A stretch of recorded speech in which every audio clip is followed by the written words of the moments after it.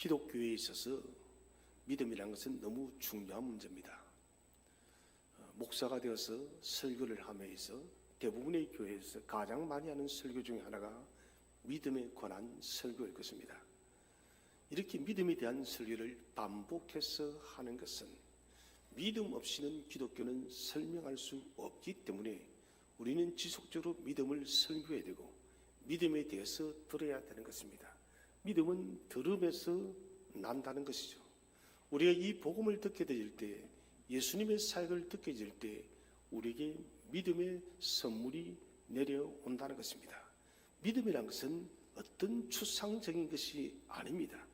믿음은 구체적이고 또 우리의 삶 속에 실제적으로 결과물로서 나타나는 것이 믿음이라는 것입니다. 우리가 이 땅을 살아가면서 전국적으로 하나님 나라에 들어가기 전까지 붙들어야 될 것이 바로 믿음이라는 것이죠. 우리는 믿음으로 의로워졌고 믿음으로 구원을 받으며 믿음으로 또한 살아간다는 것입니다. 하나님께서는 우리 성도들에게, 당신의 자녀들에게 많은 은혜의 선물을 주실 때에 이 믿음이라는 방편을 사용하고 있다는 것입니다. 우리가 주님을 믿을 때에 하나님은 크신 은혜를 베푸시는 거예요. 민수기를 타이핑을 하면서 마음이 많이 아팠던 것은 이스라엘의 불순종이었습니다. 하나님은 홍해를 가르치는 큰 역사를 나타내었고 광야에서 많은 기적을 나타내었고 매일마다 만나를 내렸지만 그들은 조그만 문제가 발생하면 하나님 앞에 불평을 했습니다. 무리바에서는 물이 없어서 또다시 다투게 됐습니다. 하나님과 다투는 것이에요. 이 무슨 문제입니까? 바로 믿음의 문제라는 것입니다. 하나님께서는 나타내 주셨고 하나님께서는 보여주셨고 하나님께서는 결과물을 주었지만 우리는 또다시 흔들린다는 것입니다. 이스라엘 백성의 그 모습은 우리들의 모습과도 많이 비슷합니다. 목사님, 저는 흔들리지 않을 자신 있습니다. 천만의 말씀이죠. 우리도 이 한 주간을 보내면서 우리 믿음이 갈대처럼 이곳저곳으로 흔들렸을 때가 많이 있었다는 것입니다. 그래서 중요한 것은 견고한 믿음을 소유하는 것이에요. 어떠한 바람이 불어도 어떠한 일이 일어나도 흔들리지 않는 견고한 믿음이 우리에게 필요하다는 것입니다. 이 믿음이 바로 큰 믿음입니다. 오늘 본문을 보시면 두 명의 보지 못하는 사람이 나옵니다. 맹인 거지입니다. 거지. 이 본문의 사건은 마태복음에만 기록이 되어 있습니다. 누가복음 20장 29절 34절에는 이 기사와 비슷한 것이 나옵니다. 그러나 이 기사는 오늘 본문 말씀과 다른 사건입니다. 다른 시기에 일어났고 다른 장소에서 일어난 별개의 사건입니다. 오늘 본문은 해당장 야이로의 딸을 살리시고 난 후에 이 사건이 일어났었고 누가복음 20장에서는 예수님께서 여리고를 떠나갈 때 일어난 일입니다. 각기 강조하는 바도 달라요. 오늘 본문에서는 예수님의 권위, 예수님의 권세입니다. 이 권세와 소경의 믿음에 초점을 두고 있습니다. 다시 말씀드린다면 우리 예수님의 그 권위와 소경의 믿음이 얼마나 중요한가, 이것에 주님은 관심을 두고 있고, 그리고 누가복음에서는 예수님께서 여리고를 떠나서 예루살렘으로 가시는 길에임에도 불구하고도 당신은 분주하고 바쁘고 일정이 여러 가지 많음에도 불구하고도 긍휼을 베풀어서 이 명인들을 고치는 사건, 다시 말한다면 예수님의 자비의 긍휼에 초점을 맞추고 있다는 것입니다. 자, 오늘 우리 예수님께서는 본문 속에서 앞을 보지 못하는 두 사람의 문제를 어떻게 해결하는지를 함께 살펴보도록 하겠습니다. 첫 번째 주제는 두 맹인은 어떤 자세로 주님 앞에 나아갔을까요? 첫 번째는 두 사람은 지극히 간절한 호소로 주님 앞으로 나아갔습니다. 자, 오늘 보시면은 우리 한번 성경을 다시 한번 읽어보겠습니다. 27절 말씀을 함께 읽어보겠습니다. 시작. 예수님께서 거기를 떠나가실 때 보지 못하는 두 사람이 예수님을 따라오면서 소리 질렀습니다. 다윗의 자손이여 우리를 불쌍히 여겨 주소서. 자, 여기 보시면은 예수님을 따라오면서 소리를 질렀습니다. 이 소리를 지른 것은 그냥 단순하게 소리를 지른 것이 아니라 크라조라는 헬라어인데요, 이것은 생명이 위태로운 공경 속에서 부르짖는 소리예요. 또 전쟁 시에 사람을 살려달라고 하는 그 전쟁 시에 다급한 소리가 바로 크라조예요. 또 하나, 산모가 아이를 낳을 때 소리를 지릅니다. 이것도 크라조예요. 자, 공경 속에서 전쟁 시에 아이를 낳을 때 공통적인 것이 뭡니까? 절대 절명이라는 것입니다. 간절함이에요.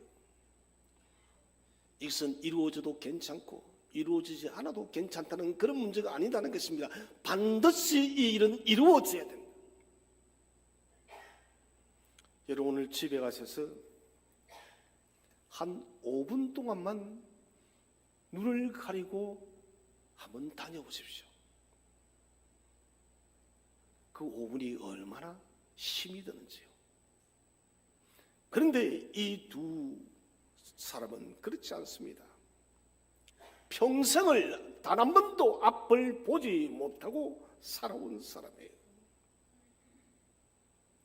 이 사람의 마음속으로 한번 들어가 봅시다. 아니, 우리가 한번 그 사람이 되어보자는 것이에요. 두 사람은 우리 예수님께서 눈을 뜨게 하신다는 그 소식을 듣고, 예수님이시라면 우리의 두 눈도 뜰 수 있을 것이라는 그런 분명한 확신을 가졌던 것이에요. 그래서 오늘 소리를 지르되 다윗의 자손 예수여 라고 주변의 모든 사람이 듣도록, 무엇보다도 우리 예수님께서 이 말을 듣도록 크게 목숨을 다해서 여자의 해산하는 그 소리로 오늘 주님께 도움을 요청했다는 것입니다. 간절함이 담긴 힘을 다 쏟아놓는 소리예요. 주님을 계속 쫓아가면서 끈질기게 부르짖습니다. 이렇게 하는 것은 쉬운 일이 아닙니다. 보이지 않으니 주님이 어디로 가시는지 알 수가 없습니다. 일일이 다 물어서 가야 됩니다. 많은 사람들이 움집해 있어서 모여 있어서 주님께 접근하기도 쉽지 않습니다. 그럼에도 불구하고도 이 사람들은 포기하지 않았습니다. 주님을 만나기 위해서 전력을 다했다는 것입니다. 마치 물에 빠진 사람이 지푸라기라도 잡는 심경으로 그들은 주님을 만나지 않으면, 주님을 터치하지 않으면, 주님을 만나서 그들의 이 요청을 말하지 않고서는 견딜 수 없는 간절한 갈구의 마음이었어요. 예수님께서 그런데 한 집으로 들어가 버렸습니다. 그러자 그들은 더 적극적입니다. 주님께서 한 집으로 들어갔지만은 또다시 소리를 지릅니다. 다윗의 자손이여 우리를 불쌍히 여겨주세요. 저는 이 두 명인의 모습을 보면서 간구하는 것에 제일 중요한 것이 무엇인가? 그것은 끈질김이에요. 간절함으로 끈질기게 간구하는 것이 가장 중요하다는 것입니다. 여러분, 살려달라는 사람이 목소리가 나오지 않고 살려주세요 하는 사람은 없는 거예요. 힘을 다해서 살려달라는 것입니다. 저도 그렇습니다. 부탁을 들어주기 싫다가도 그 사람의 눈빛과 목소리와 얼굴의 모습을 때론 보게 되면 부탁을 들어주지 않을 수가 없다는 것입니다. 오늘 이 두 명이도 마찬가지입니다. 주님 당신이 우리를 좀 보아달라는 것입니다. 주님 당신이 우리를 소리를 좀 들어주세요. 주님 우리를 돌아보지 않으면 안 됩니다. 우리에게는 당신만이 유일한 희망입니다. 이게 오늘 두 사람의 마음입니다. 끈질기게 매어달리는 것이에요. 우리는 야곱이라는 사람을 잘 알고 있습니다. 삼촌 라반의 집에서 고향으로 돌아가는 길인데 그의 예수가 많은 사람들을 데리고 자기를 잡으러 오는 것처럼 느껴졌습니다. 마치 죽을 것 같은 두려움에 빠지게 되었습니다. 이때 야곱은 야복강나루에서 천사를 만나고 밤이 새도록 씨름을 합니다. 놓지를 않는 거예요. 그러자 천사가 엉덩이뼈 환도뼈를 쳐버려요. 여러분 이 뼈가 위골이 늦으면 아파서 견딜 수가 없어요. 손가락 뼈가 하나 부러져도 여러분 견딜 수가 없는데 엉덩이 뼈가 무너졌으면 여러분 이것은 견딜 수 없고 주저앉을 수밖에 없지만 야곱은 그래도 놓지를 않아요. 왜 그럴까요? 생명의 문제니까. 하나님께서 오늘 야곱을 만나주지 않으면 안 되기 때문에 야곱은 환도뼈가 부러지는 그런 절박한 상황 속에서 모든 고통을 뛰어넘는 초월적 힘으로 천사를 붙드는 거예요. 환도뼈가 부러지면서 밤새도록 씨름하는 목적이 뭡니까? 나에게 축복해 주세요. 지금 나의 예수가 나를 죽이려 오고 있습니다. 나를 복주세요. 나를 복주지 않으면 나는 끝이 납니다. 지금 형 에스의 위험 속에서 나를 건져 달라는 것입니다. 이때 천사를 통하여 하나님은 야곱의 이름을 이스라엘로 바꾸어 버립니다. 하나님의 도움을 받아 싸운 자. 야곱은 지금까지 인간적 계략과 인간적 술수와 인간적 평 자신의 꼼수로서 살아왔습니다. 그러나 이제는 이름이 바뀜을 통해서 하나님의 도움을 받으면서 살아가는 믿음의 사람이 된다는 것입니다. 여러분 끈질기게 기도하시기를 바랍니다. 끈질게 해야 돼요. 중간에 포기하면 안 됩니다. 하나님이 듣지 않으시나? 이게 아니다는 것입니다. 하나님은 우리의 끈질김을 테스트하고 있습니다. 너희가 어디까지 나를 붙들 수 있느냐? 너희가 나에게 얼마나 많이 간절하게 요청할 수 있느냐? 간구하는 자의 소원을 놓치지 않는 하나님이십니다. 저는 우리 섬도교회가 각자 여러 기도 제목들이 있을 것입니다. 또한 우리는 교회를 위한 기도 제목들이 있을 것이고 가정을 위한 기도의 제목들이 있을 것이고 또 직장과 삶의 여러 현장의 문제들이 기도의 제목으로 있을 것입니다. 여러분 이 기도의 문제 앞에 섰을 때 여러분 포기하지 마시기를 바랍니다.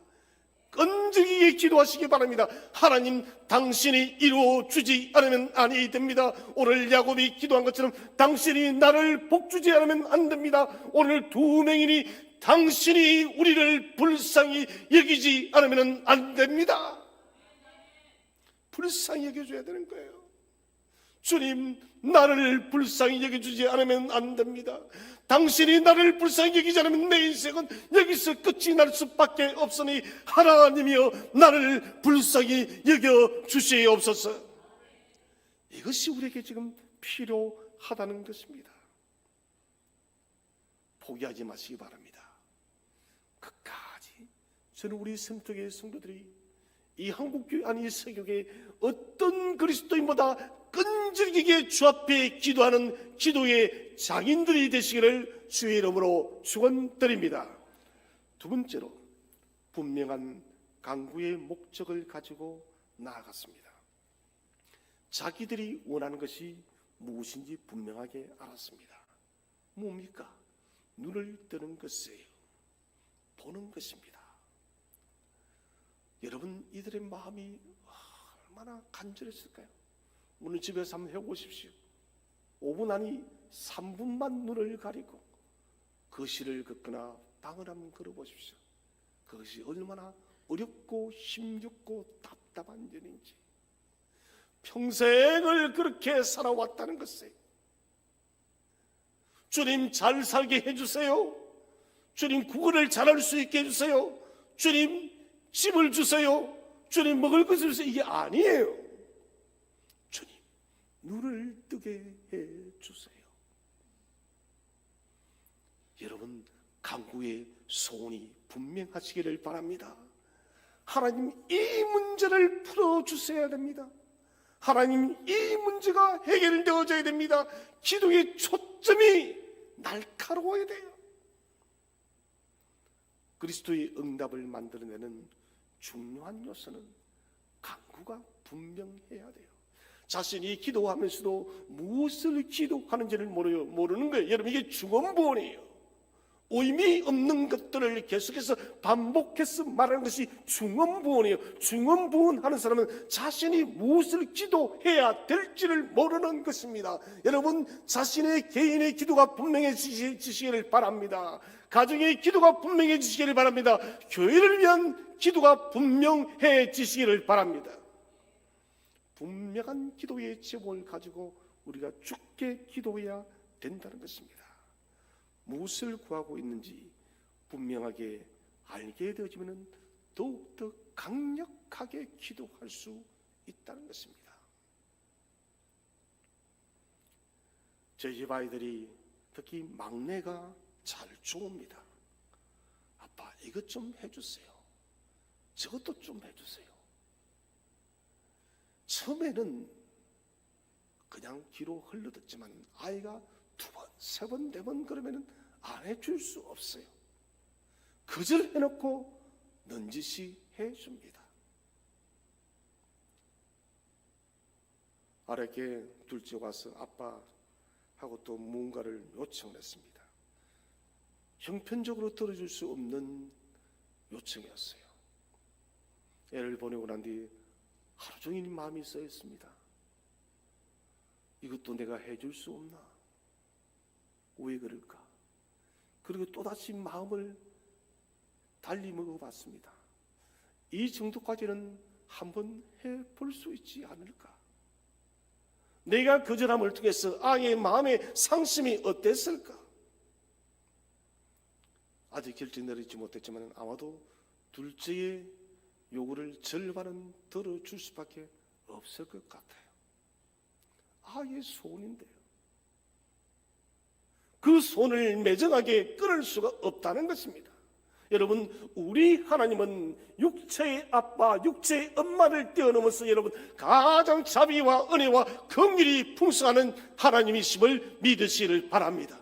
넓은 가슴으로 넓은 사랑으로 우리가 무엇을 구하든 간에 그 강구의 손을 넉넉한 마음과 넉넉한 사랑으로 품어주신다는 것입니다. 저는 할 수 없지만 하나님은 모든 것이 가한 줄로 믿으시기를 바랍니다. 느헤미야가 예루살렘 성벽이 해파된 이 소식을 듣고 그는 무엇이라고 기도를 합니까? 느헤미야 1장 11절을 한번 함께 읽어보겠습니다. 시작. 주여 주의 종인 제 기도를 꼭 들어주십시오. 그리고 주의 이름을 섬기려는 주의 종들이 드리는 기도를 들어주십시오. 이제 주의 종인 제가 하는 일이 잘 되게 해 주십시오. 페르시아의 왕이 저를 돕게 해 주십시오. 그때 나는 왕에게 수를 따라 올리던 사람이었습니다. 아멘. 저는 이 쉬운 성경이 이 구절은 참 번역이 잘 된 것 같아요. 주여 주의 종인 제 기도를 꼭 들어주세요. 여러분 기도는 꼭 응답되어져야 됩니다. 오늘 내게 원합니까? 하나님 이 성벽이 무너진 이 절박한 상황에 있는데 이 성벽이 반드시 재건돼야 하니 꼭 저의 기도를 들어주세요. 주의 종들이 드리는 기도를 들어주세요. 주의 종인 제가 하는 일이 잘되게 해주세요. 왕이 저를 돕게 해주세요. 목표는 하나입니다. 하나님, 성벽이 무너져 있습니다. 이 일을 제가 재건하러 가고 싶습니다. 재건하러 가는 모든 길, 모든 환경, 모든 형편을 열어달라는 것이 느헤미야의 기도의 초점인 것입니다. 하나님, 이 문제는 반드시 들어주셔야 됩니다. 반드시 귀를 기울이시고 들어주세요. 그래서 그는 수위를 울며 금식하며 기도했다는 것이에요. 저는 한국의 양궁을 볼 때마다 참 신기합니다. 실제적으로 양궁의 그 길이는 근 70m가 된답니다. 70m 선에서 여러분 표적을 보면 아무것도 보이지 않는데 그냥 표적판 전체만 보이는 거예요. 그런데 정말 신기해도요. 어떻게 그 먼 거리에서 관역에 된 10점을 쏠 수 있는지, 이것은 저는 볼 때는 초인적인 힘 같아요. 여러분, 양궁 선수나 사격 선수가 관역을 향해서 전심을 다해서 여러분 온 마음을 다해서 화살을 놓듯 바가지를 당기듯이 기도의 초점을 분명히 하시기를 바랍니다. 하나님, 이 기도예요. 하나님, 이 문제가 아니고요, 하나님, 이 문제를 들어주셔야 돼요. 물론 주님은 다 알고 계십니다. 그러나 주님은 우리의 기도가 더욱더 분명하기를 요청하고 있다는 것입니다. 오늘 이 맹인들이 와서 주님, 갑자기 눈도 뜨게 해주세요, 집도 주세요, 돈도 주세요 했다면 이 기도는 응답받지 못하는 거예요. 단 하나요. 주님, 우리 눈을 뜨게 해주세요. 보는 것이 소원입니다. 여러분의 마음의 소원에 간절한 기도의 소원이 무엇입니까? 그 기도의 소원을 더욱더 날카롭고 더욱더 분명하게 하여서 하늘 보좌를 향해서 쏘아 올리시기를 바랍니다. 그래야 응답되는 거예요. 세 번째는 예수 그리스도를 다윗의 자손 메시아로 높이며 나아갔습니다. 종교 지도자들 대다수의 사람들은 메시아를 배척했습니다. 이 사람들은 예수 그리스도의 다윗의 후손, 이것을 인정하지 않았습니다. 그러나 오늘 두 맹인은 아닙니다. 당신은 다윗의 후손 예수 그리스도 메시아이십니다. 이들은 육적인 눈은 멀었지만 영적인 눈은 떼었다. 저는 우리의 영성이 더욱더 밝아져서 우리의 어두워졌던 모든 영적 눈들이 떠여지기를 주의 이름으로 축원을 드립니다. 영적 눈이 활짝 떠야 돼요. 이사야 35장 5절 말씀을 읽어보겠습니다. 시작. 보지 못하는 사람이 다시 보고 듣지 못하는 사람이 다시 들을 것이다. 누가 오시면요? 예수님이 오시면. 오늘 예수님이 오신 거예요. 오늘 이 자리에 주님이 오셨음을 믿으시기를 바랍니다. 주님이 우리 보지 못하는 눈을 뜨게 할 것입니다. 우리 듣지 못하는 영적 귀를 듣게 하실 것입니다. 주여, 우리의 영적인 눈을 뜨게 해 주시옵소서. 주님이여, 우리의 영적인 길을 밝혀주세요. 성경 속에 예언한 그 말씀이 성취되는 것을 온전히 믿었다는 것입니다. 얼마나 많이 아는가 중요합니다. 더 중요한 것은 뭐냐? 알고 있는 것을 지식에 머무르지 않고 자신의 삶 속에 행동으로 옮기는 것이 중요한 것입니다. 여호수아가 가나안 땅에 정탐꾼 2명을 보내죠.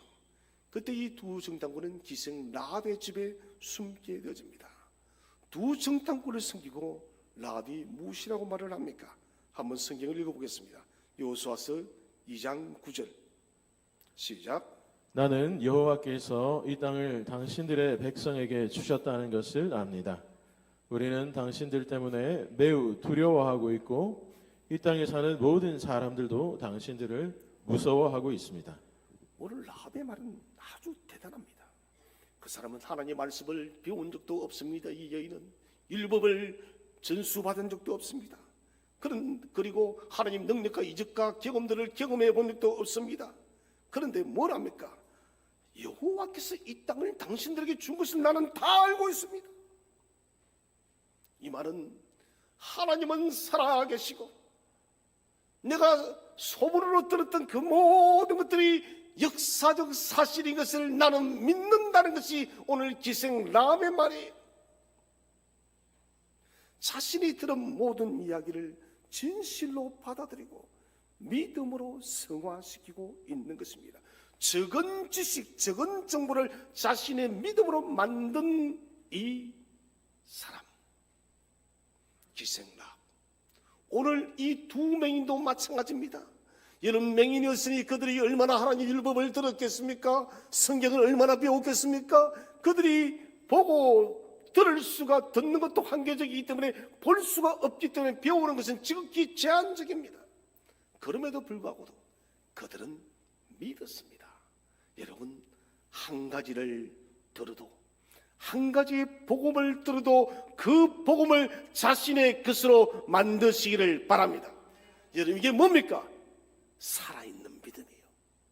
너희에게 겨자씨만한 믿음이 있으면은 이 산을 저 산으로 옮길 수 있으리라. 무슨 말인가요? 우리 속에 하나님 말씀을 전심으로 믿는 살아있는 믿음이 있다면은 우리는 그런 능력을 행할 수가 있다는 것입니다.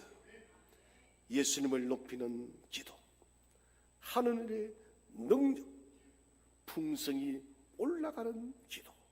오늘 다윗의 자손 예수여, 이 말은 주님을 존귀케 하는 기도입니다.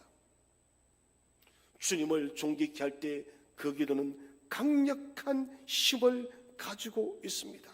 예수님을 높이는 기도가 필요하다는 것입니다. 두 번째 주제는 간구하며 부르짖는 이들에게 주님은 무엇을 질문하였는가? 첫 번째로 두 맹인의 믿음에 대한 진정성을 질문하였습니다. 자, 한번 성경을 읽어보겠습니다. 28절 말씀을 함께 읽어보겠습니다. 28절 시작. 예수님께서 집 안으로 들어가시자 보지 못하는 사람들이 예수님께 나왔습니다. 예수님께서 그들에게 물으셨습니다. 내가 너희를 보게 할 수 있다고 믿느냐? 그들이 대답했습니다. 그렇습니다, 주님. 내가 너희를 보게 할 수 있다고 믿느냐? 여러분, 저는 이렇게 저와 여러분에게 질문을 한번 해보고 싶어요. 너희가 지금, 우리가 지금 간구하는 이 문제를 하나님이 너희 해결해 줄 줄을 믿느냐라고. 예, 아멘이 되어야 돼요. 세상 사람들은 믿음을 무식하다 합니다. 믿음을 무지하다 합니다.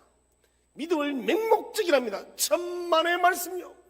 믿음보다 더 합리적이고 믿음보다 더 과학적이고 믿음보다 더 정확한 것은 세상에는 아무것도 없습니다.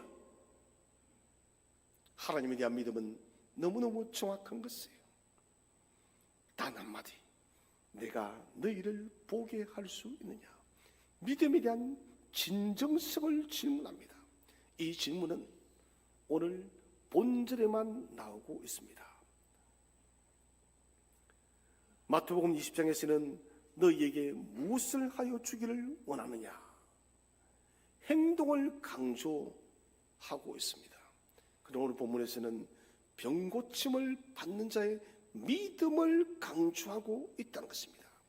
마태는 예수님의 믿음을 중요성을 강조하기 위해서 의도적으로 내가 너희를 보게 할 수 있다고 믿느냐? 의도적으로 이렇게 적어놓은 것입니다. 본문 치유의 응답의 핵심은 바로 그 사람의 믿음이에요. 사랑하신 여러분, 이만큼 우리가 기도하고 우리가 간구하고 그 얻는 것에 있어서 여러분 그만큼 중요한 것이 뭐냐? 진정성 있는 믿음이에요.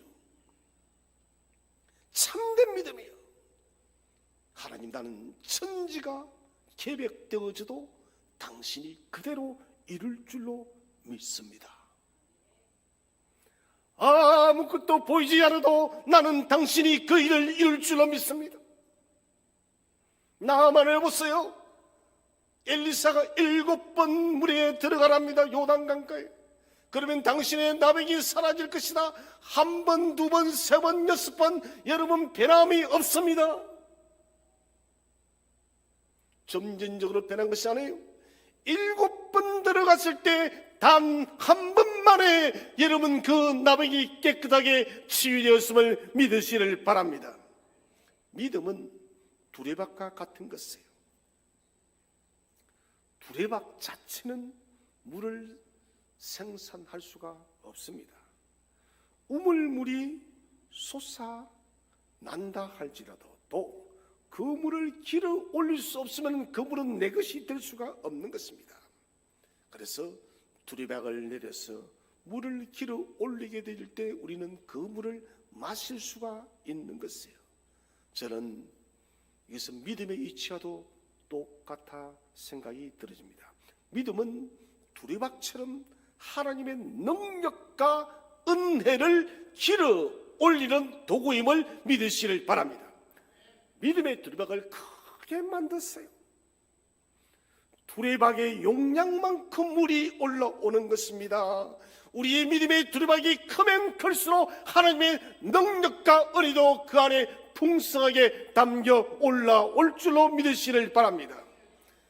믿음을 따라서 생명의 메시지가 우리의 영혼 속에 이르게 되어집니다. 두 번째로, 예수님이 메시아이심을 믿느냐고 물었습니다. 내가 너희를 보게 할 수 있다고 믿느냐? 이들은 주님께 나올 때 다윗의 자손 예수여, 그리스도에 대한 신앙의 고백입니다. 진실로 그리스도가 하나님의 아들이심을 믿느냐? 이 문제는 병고침의 문제보다 더 중요한 문제예요. 주님의 관심은 이 사람이 하나님의 자녀가 되는 것이에요. 우리의 관심은, 우리가 예수를 믿을 때 우리의 관심은 어디에 가 있습니까? 부자 되게 해주세요. 건강하게 해주세요. 자녀들이 형통하게 해주세요. 중요합니다. 여러분, 중요하지만 더 중요한 것이 있습니다. 저와 여러분이 하나님의 진실된 자녀가 되는 것이 가장 중요한 문제임을 확신하시길 바랍니다. 주님은 거기에 관심이 있는 거예요. 우리가 부자가 되고 우리가 건강하고 우리가 잘 사고 우리의 자녀가 형통, 이것도 여러분 중요하지만은 더 주님께서 관심을 가지는 것은 너희가 참된 하나님의 자녀가 되기를 바란다. 그러므로 너희는 내가 메시아임을 믿느냐? 여러분, 주님이 메시아이심을 확신하시기를 바랍니다. 오늘 두 사람은 즉각적으로 말합니다. 주님, 그렇습니다. 그러합니다.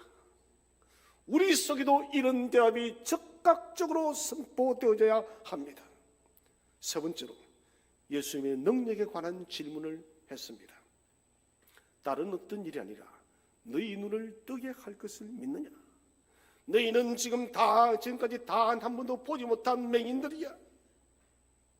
그런데 오늘 너희 앞에 서 있는 내가 너희 눈을 뜨게 할 줄로 믿느냐? 예수님의 능력을 질문하고 있다는 것입니다. 여러분, 예수님께는 인간의 문제가, 사람의 문제가 크든 작든 이것은 아무 문제가 아닙니다. 예수님은 전능한 하나님의 아들이심을 믿으시기를 바랍니다.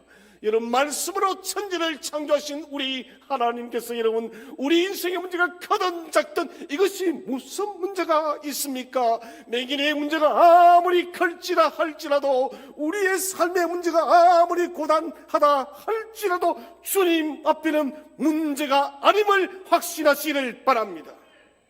시편 147편 5절 말씀을 읽어보겠습니다. 시작. 우리 주는 위대하시며 능력이 크십니다. 그분의 분별력은 끝이 없습니다. 우리 주님은 위대하신 분이십니다. 능력이 한정이 없으신 분이십니다. 그분의 판단력은 끝이 없습니다. 이런 분이 여러분 맹인의 문제, 오늘 저와 여러분의 삶의 문제, 우리가 부딪히는 이 문제를 주님이 만들지 못할까요? 여러분, 저는 늘 말씀드립니다. 문제를 바라보지 마시고 문제를 해결하는 생명의 주님을 바라보시기를 바랍니다. 전능한 능력을 가지신 분, 갈릴리 호수를 걸어서 풍랑을 잠재우신 예수님은 오늘도 우리의 인생의 풍랑을 잠재울 줄로 믿으시길 바랍니다.